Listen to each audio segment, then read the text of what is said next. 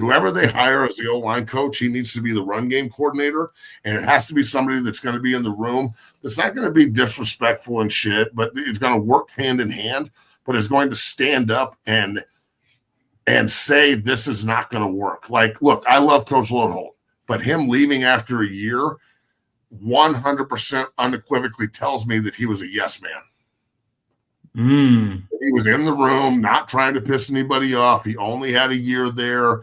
You know, maybe he can go somewhere else, but he doesn't want to ruffle any feathers. So he's going to go with what they tell us, and he's going to focus on his group. And he did a great job, bro. Coach Loadholt did an awesome job.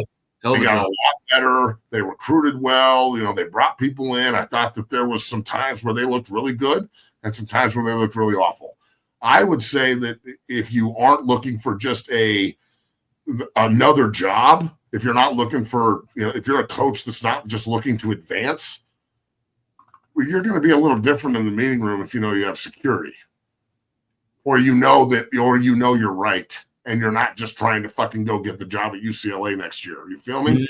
Yeah. Like, that puts you in a position where you're like, no, I don't think that we're going to be able to do it like that, and we should do it like this, and then fight and die on that hill.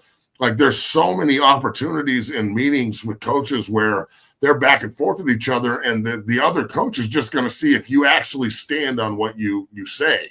Are you speaking on business, or is this just you? Are you just simply saying, yes, coach, we'll get that done this week? Instead of going in each week with 15 different formation and motion packages to assault people with, and why don't we run a wildcat with all these different receivers and crazy fucking athletes, and why isn't Miller, the freshman, our wildcat quarterback? Why wasn't Travis Hunter? He only carried the ball once, scored a touchdown. Why wasn't he doing that this year? Like, there's so many different things that you can throw at people, and you've got to have the experience to do it. Right. So, you know, I don't know. My question would be, do you want guys that are just happy to have the job and will say yes to anything, or do you want somebody that actually can take the job and make it what it's supposed to be? Like, I don't want somebody that I agree with all the time. I want somebody that's going to challenge me. I want somebody that's going to fucking go out and be like, look, I'm going to be here for years. You can build this like JB doesn't think you can develop people anymore. I totally disagree with that. I totally disagree, because I'm in here working with them. Breck and Deacon and Reese and all these freaks are in here this morning getting it on. The first fucking thing Breck says to me is like, hey, so you got rid of Loadholt left. What are you going to do? And I'm like, I'm not in charge of this shit. What am I going to do? I'm going to be at work tomorrow at 8 a.m. Are you coming in? So, like, I'm telling you, dog, it is the opportunity there is, I think, is a huge one with good personnel and a great head coach that's open-minded. Yeah. And I think that if they do it correctly, you know, Mike Munchak is in Denver. Yeah, that's a good candidate. An offensive lineman, a great offensive line coach. But again, is he really going in there to like put his foot on it, or is he just there as a job? To get another job. Exactly. So like I think that CU has got a real opportunity in front of them to think outside of the box. So do it like that. Think outside of the box and find somebody that can actually go in there and develop, recruit, help in the transfer portal, and then go out there and get on these guys' ass and not have any more of these fucking games where we look like we're inept and soft. Right. Pick one. Like, if you're going to be inept, be tough. If you're going to be soft, be smart. Yeah. You can't be soft and inept at the same time. That's just stupid and soft, and those are bad essence to line up next to each other. Yeah, absolutely. And for those audio listeners, Phil Loadholt, Colorado's offensive line coach, was hired by Mississippi State, along Colorado's defensive end coach, Coach Dancy. Dancy in his clean fade heads to Oxford, Mississippi State. But Matt, I wanted to ask you about Loadholt. You mentioned a couple candidates. Candidate that shout out to Dukes of Scoop, Philip Dukes, who's been on the show many times. Candidate he threw out was Brian Braswell, ex-Maryland offensive line coach, would be a good candidate. He's the guy. He recruited the shit out of Jordan Seaton too. Yeah, absolutely.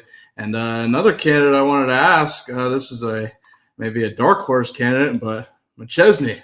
The entire chat seems to think that Matt you are a great replacement for Phil Loadholt. I just want to get your comments on that briefly before we move on here and continue the discussion of Phil Loadholt leaving Colorado. Go ahead. Well, I'm not going to comment on any of that right now because just take that for what you will. Okay. I'm not going to comment on that shit. I'm going to talk around it like I'm doing right now and talk about what I think they need to do, but I'm not going to comment on it because there's a lot of shit going on behind the scenes. Take that as you will. I will say that the opportunity now this is now the fourth year in a row this has happened. Right. So they cannot keep an offensive line coach in-house to build around. Mm-hmm. And that is not good. Right. So regardless of who they hire, you got to have somebody that wants the job and not just wants the job to go somewhere else. That's the way you build consistency and greatness in Boulder. And look, I believe Coach Prime when he says he's going to stay there and build a monster. So I would assume he would love to have some stability at the position, which is so important. Like everybody forgets how important the offensive line room is until you don't have a good offensive line. You know what I'm saying? Like it's a grunt position and where we do the dirty work and we don't need a lot of recognition. But people forget I didn't play O-line at CU. I played defensive line at CU. I played defensive line in the NFL for 2 years before Bill Callahan, of all people, said, do you want a job or do you want to play defense? And I said a job. And he said, you're a guard. Now you know the snap count. So I learned offensive line play from the best offensive line coach in the history of fucking football, in my opinion. Yeah. And the most schematically the smartest man from a scheme standpoint I've ever been around, who he would show me stuff and I'd be like, holy shit, I didn't even think about it like that. I was just playing one gap defense. Mm-hmm. So I personally think that's the step that needs to be taken in Boulder. You got to find somebody that you actually want to build around that can help you build. Like the transfer portal, if there's connections in the transfer portal and there's all these guys that have been placed in the transfer portal throughout the history of the transfer portal, and you have somebody that can access that and pull them back into Colorado, that's a weapon. When you have a guy who's working with all these different players around the country who are all nationally ranked, who are already offered by CU, and now they watch the coach that offered them leave, well, if you have the opportunity to have relationships built in already, that's a weapon, dog. Yeah. You know what I'm saying? So, like, I read something today on Twitter, like, I don't know if Matt could do the job. He's got issues. All right. Look, you're right. I do.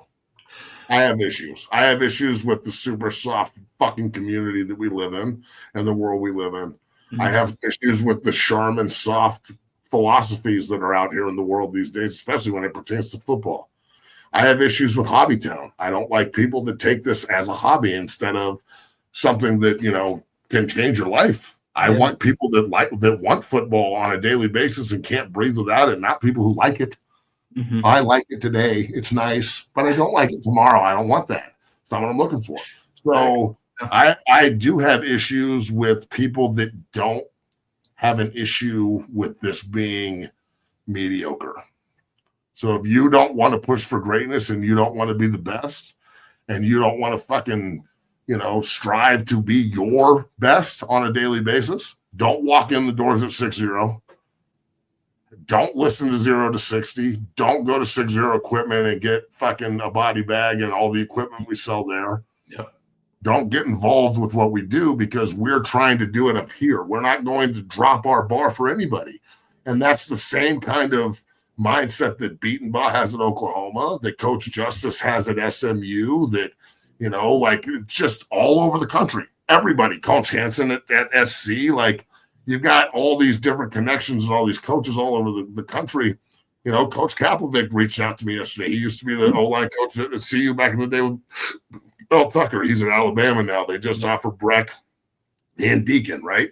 Looking at Reese, likes Moon, wants to get Nick down to camp. Reached out to me yesterday like, hey, be a good fit. That was all he said. We just had a fucking 10-minute conversation. Like that's when I hear shit like that, I go, okay, well, it's not really on me. All I can do is wait. It's not like they don't know where I'm at.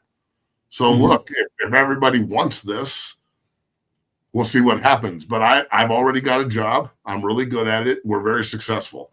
I love the fact that I can help my university from this seat. Okay. But at the same time, this has now happened multiple years in a row. And I keep having this conversation, it seems, every January. Yeah.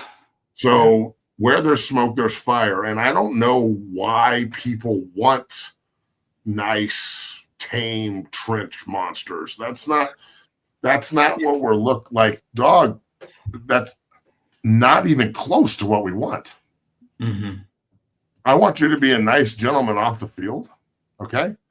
But I want you to be an absolute fucking menace when you put a helmet on.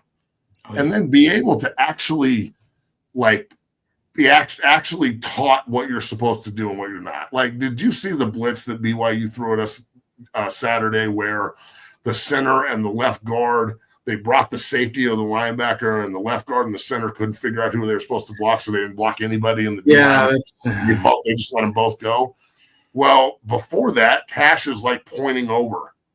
But what is he pointing at? Does he really understand the basics of the protection? Does everybody really know what they're doing? Does Tyler Brown really know what he's doing at right tackle when he's played guard all year? Mm-hmm.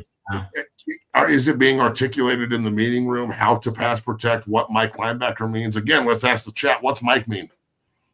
You know what I'm saying? Like, what's Mike linebacker mean, everybody? So I think that the opportunity and playing both ways is what they do in Boulder.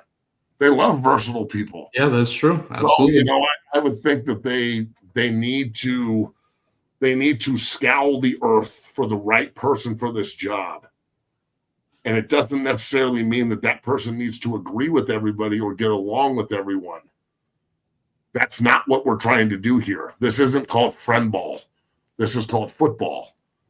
So I personally think that it does mean most dangerous defender. It does not mean middle linebacker. There's 11 people on the field. How we get in the middle of 11? Slicing them in half the same. It means the most dangerous second level defender. So we're in a 3-by-1 look, and we're closed bunch over here and tight end ISO over here, and they're stacking this side, and there's 4 defenders for 3 receivers over here. We have to determine if the stack force player is the Sam or is the Mike.